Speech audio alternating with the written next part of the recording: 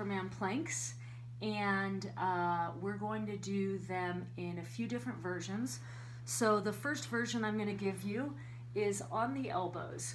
We're going to be trying to find that neutral spine, which is all the way from the crown of the head to the base of to the tailbone. And you can see, I'll just give you the example of being hyperextended or kyphotic. So we're just trying to find that position. Core is defined as any muscle that is attached to the spine or the pelvis. So we're going to go up high and think about shoulder blades, even though some people consider that part of the core. And you can also see in this plank position, we're not even doing the exercise yet, we are kind of in this plank position, shoulder stability or instability is an issue. So I'm going to take my upper arm bone, the humerus bone, and I'm going to let it come heavy into the shoulder socket. I'm not completely squeezed and I'm not protracted. I'm just trying to find that position in between. Okay, so that's the plank. And then the exercise takes us into sort of a bird dog plank or a Superman planks. We're going to go opposite arm, opposite leg. And just trying to maintain as much neutral spine as we can. So you can imagine if I had a glass of full water on my lower back, I'm trying my best not to spill that water. And we'll go about 5 each side. Kind of checking, did you maintain neutral in the spine and the shoulder blades? I think we're just at about 4 each side. Even the neck is part of that, so lurching forward, trying to retract the skull so your head lines up with the rest of your spine. And we'll come on down. Okay, so that's Superman planks. We have a few different versions of that. And we're going to move to the opposite side of the body. So we talked about core is anything that's connected to the spine or the pelvis. Glutes are part of the core muscle group. And also back extensors. Back extensors are the muscles that take you from this position to upright. So when we're sitting or standing or running or even biking, swimming, we're really using our back extensors, and they line up and down the spine on either side of the spine from the tailbone to the base of the neck. They also extend us. So we'll get into that a little bit later. Oh, cool, we've got one person. I see one, or one leg. Thank you. And this next exercise group is working the glutes and the back extensors. And everybody might be familiar with bridges. So we're going to start in that bridge position. And I'm going to turn my head to look at you occasionally, but generally in this position for the neck, for the cervical spine, you want to keep the head neutral. We're just checking that this is really hard for most athletes, especially cyclists and runners, is to smooth out the hip flexors, to smooth out the front of the hips. A lot of times because we're so tight, we'll do this. You'll see there's like a bend, a flexion in the hips. And then when somebody tells us to lift our hips, we'll do this. And you can see how that puts pressure on my back and my hip flexors are still really tight. So just getting in the bridge position and maybe even looking in the mirror to really see, am I smoothing out my front hips and not taking my back out of neutral? And so I'm trying to give you that picture here. It's not arching and then dropping the tailbone. You can see the pressure on my lower back, my lumbar spine, and how my hips are still flexed. It's almost tucking the tailbone and then dropping the ribs. And what does that do? It really effectively engages my glutes. So this core exercise I think is one of the most important ones, all of the ones I picked today. And this one is going to be bridges, which is bringing the hips down and then lifting that up. And a lot of times when you really do it that way, you can really feel the glutes, and that's all you need. So our first round, we're going to do it 2 legs and just focusing on smoothing out the front of the hips each time we come up. Also, I'm not rounding or I'm not resting at the bottom. And as I come down, I'm hip flexing. I'm pivoting from my hip joint only. So really important to pivot from the hips. That's helping me learn how to use my glutes. I'm just gonna check one thing on the camera. Okay, I just want to make sure that you could see me from the bottom. Okay, cool. So that motion, we're gonna do a bunch right now because I'm blabbing through it. But just to give you that feel that we're working two things. We're actually helping mobility. Okay, we're stretching out the hip flexors and we're addressing functionality. Are the glutes working when we swim, when we bike, and when we run? And there's when we swim too, our kicking. So anyway, that's what bridges, I think, is all about.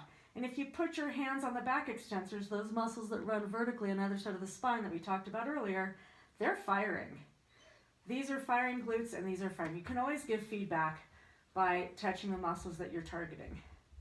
There's a little bit of adductors, abductors, quads, calves, hamstrings, but primarily we're working the glutes.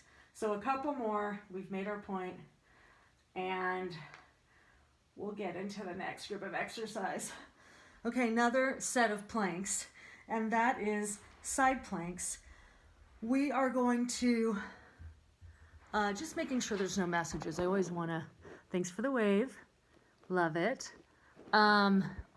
We are going to get into side planks. And I love side planks because we talked about tight IT bands in past episodes of the happy hour stretching. We've had a couple of those. You can view them on our Instagram, on Tech, Thomas Endurance Coaching. This is really addressing the stability or the group of muscles, the gluteus medius, the side glutes, gluteus minimus, all the muscles that should be working, and when they're not functioning properly, they make the IT band overwork. And that's where you get that tightness in the tensor fasciae lata, the TFL, the top of the IT band, sometimes down the leg and into the knee. And I'll just give you a quick function of them. Those muscles keep us balanced. So if you do things like single leg squats and you see a hip drop, you can see those muscles are actually not engaged. When we engage them, we can keep the hips level. The other thing that when they're not functioning they do is they can internally rotate the knee, and that usually indicates there's a lot more going on where the IT band's trying to do the work and these are not firing. So just pulling your knee out, that's your hip external rotators, okay? So we're gonna address that in side plank. That's why this core exercise, the muscles that attach to the pelvis and the spine, we're gonna keep the spine in neutral again. And we're gonna do a few versions of side plank today. So this one's gonna be just trying to keep that neutral position.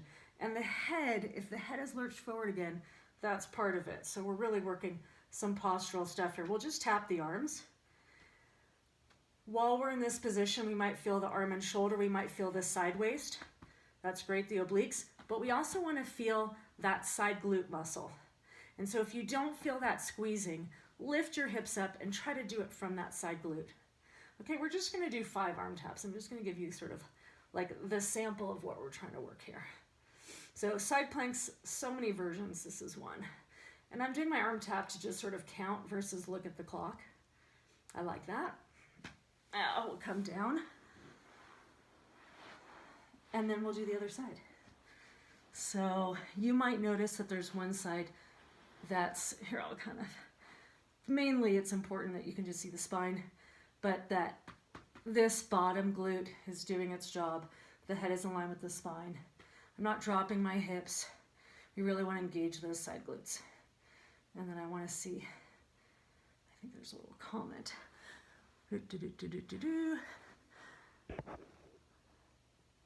Love it. Thanks, you guys. Good to see you, Taylor. Okay, awesome. Oh, love it. So that little arm is just kind of counting for you while you're in this side plank position. So many variations. We'll do a couple more on the next sets. And you might find that one side is easier, one side is harder. So that probably tells you that you have, none of us are completely equal bilaterally, but it will give you that idea, oh, this is probably my side that doesn't function as well when I'm out there, outside. Another great core stability exercise is dead bugs. And I've always termed it Mebs-abs, if anybody knows who Meb Keflezighi is.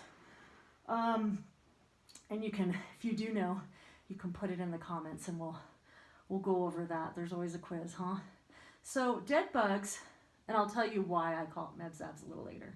But dead bugs is hands are directly over the shoulders, knees are directly over the hips, and shins are parallel to the floor, what we call tabletop. And this is the version we'll start with. We can do the straight leg too, but we're gonna just take opposite arm, opposite leg, much like that Superman planks, and you're gonna take it as far as you can without touching the floor, but you're not gonna rest on the floor, okay? And you're not gonna release the spine. We really wanna make sure that the spine is neutral or even flat, pressed into the floor. And opposite arm, opposite leg, I use a lot. You can do this one ipsilateral, which is same side, same leg. That's also an awesome exercise. But for the most part, our gait, not for the most part, our gait is opposite arm, opposite leg. So I like this because it's maintaining core stability as you move, as you weight the spine, and also as you move the arm and the leg. So hip and shoulder mobility or fluidity. Did I do opposite? There we go. And see, it gets very confusing. Mind, the brain has to work. So hip and shoulder mobility and core stability, which a lot of what we're looking for in movement is that. Mobility and stability. All right. So that's dead bugs. Let's see if anybody answered the Mebs-abs question. Not yet. So who is Meb Keflezighi? Obviously, you're all on your computers. You can Google it if you don't know. Okay, so the last exercise of this series, and then we'll do a second round just to show you a few different versions. I think we're going to have a little time, is back extensions. And back extension specifically targets those back extensors. You can engage the glutes, or you can decide to kind of shut them off and focus primarily on the back extensors. I personally don't have a preference. Some people will, and I think it depends on what your goal is. So for these, we're going to just start with hands by the sides. And you can see I can really bend from my lumbar spine, but let's try to extend the crown of the head forward. Engage the core, engage the abs. Belly button maybe up to the spine, pubic bone slightly tilted down into the floor. And you'll really feel the muscles all along the back. One of the key areas, we talked about this during mobility, that's naturally in kyphosis, but sometimes gets kyphotic to bend forward, is that thoracic spine. So if you imagine bending, extending at bra line more than waistline, I'll say bikini line, you'll definitely feel a little difference. And so this gives you not only core strength, but core mobility. All right, so let's just do a quick round of everything again. And we're going to give you a few variations. So the first set of Supermans was on the elbows. We're going to do a quick round here on the hands. I find this one harder. We have a longer lever now with the arms. And again, we're trying to go opposite arm, opposite leg without spilling that glass of water on our low back. Trying to keep the head in line with that spine. A lot to think about. A lot of great stuff here. And I also like this one because the lifting of the arm and the leg is working the posterior chain muscle groups. So that's posterior delt, the back of the shoulder, and the glutes, and the back extensors, really all the muscles around the spine 360 degrees. And it's extending the hip, which we like to open up the hip always in the front. Okay, so that's the variation of Superman planks. The variation for bridges is single leg bridges, which I find super hard because we talked about smoothing out the hips in the front. And as soon as you do single leg bridges, it's a lot harder for me. I don't have as much strength to do that smooth out. So I can't do that many if I'm really trying to do it with that full glute and not lower back action, okay? So we're just going to do a sample. Oh, here's another great alternative if it's hard for you to just do the single leg bridge and keep those hips up. Here they are up with 2 legs. Try not to let them drop as you lift 1 leg, so alternating leg lift. Love this one too. We'll do a couple on that other side if you haven't yet.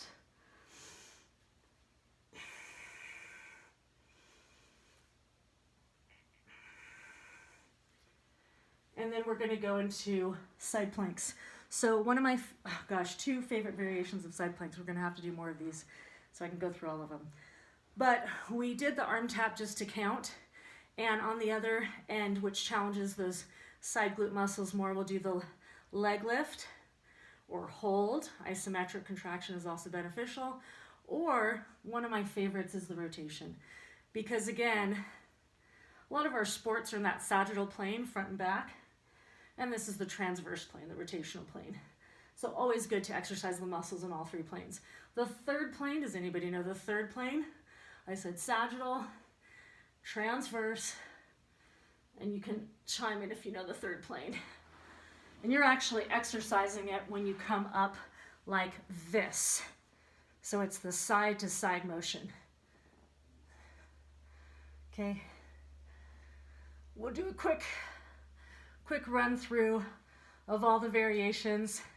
We did dead bugs. The reason I call it Meb's abs is because Meb, who trained and lived in Mammoth Lakes around where I live for many, many years, was in the gym one day with the ball, and he's doing this with the ball. And I do it all the time with the ball, and I call it Meb's abs.